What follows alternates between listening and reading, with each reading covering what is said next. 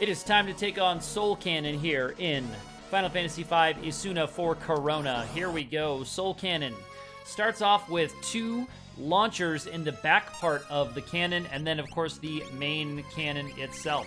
We are going to start with those launchers, and to target the launchers, the easiest way for me to do that is to push left 1 time. That targets the first launcher. So again, I'm doing the same thing here with my Red Mage. You'll notice that the Bard does not have nearly the same kind of damage. Oh.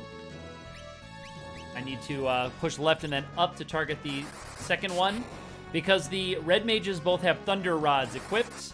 I'm going to look at the kind of damage we're doing here, and I will need my White Mage, I believe, to do an all-targeting Bolt 2 spell in order to take out the first launcher that has eaten a couple of spells now. So that explosion right there is the first launcher going away. They have about 800 health. That rocket came from one of the launchers. The Soul Cannon does nothing except a bunch of those text boxes, and then immediately it goes to the Surge Beam after it does a bunch of text boxes. So the Faris, the Red Mage, is going to be dripping out levels. She's in the old status now, so her damage is going to start to dip. And that's not too bad. Only having 1 character in old status is just fine. The Soul Cannon itself is weak to lightning.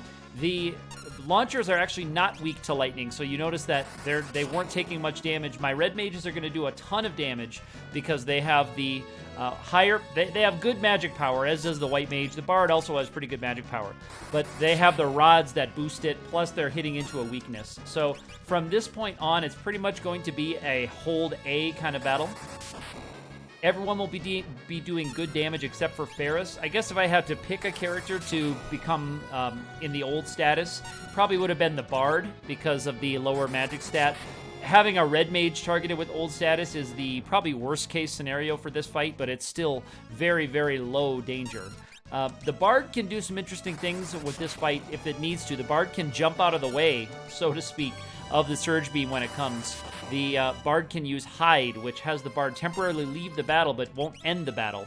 So the Bard can kind of jump back and withdraw from the fight when the Bard knows that the Surge Beam is coming. Surge Beam takes away half of your max HP and puts you in leak status. So actually, we're coming up on a Surge Beam here in the next action of the cannon. And Faris actually might go down here as a result. I'm going to see what we can do. We're pretty close to, we were pretty close to beating the cannon, but right there, Faris is going to go down.